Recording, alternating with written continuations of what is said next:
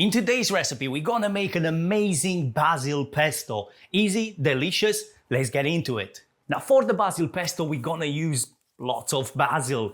And in this situation, I'm only gonna be using the leaves. So although it looks a lot, once you trim it, it's not that much. Now give this a good wash and we're gonna get it straight into the blender. Now when it comes to garlic, 1 clove of garlic should do the job. Raw garlic is quite strong.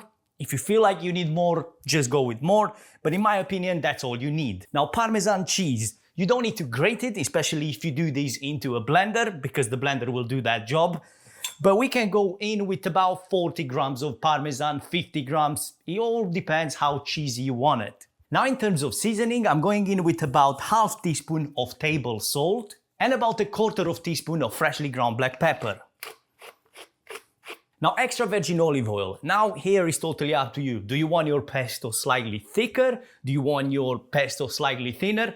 This will decide, which way you're going. In my opinion, about 300 milliliters should do the job. And last but not least, we're adding in about 1 tablespoon of fresh lemon juice. The acid from the lemon will not just give a better flavor to our pesto, but it will also keep the green color of this pesto for longer. Now we don't want to turn this pesto into a puree, so make sure that you don't overblend it. Now I know pine nuts are quite expensive, but there are alternatives. You can go with cashew nuts, you can go with walnuts, you could go with almonds.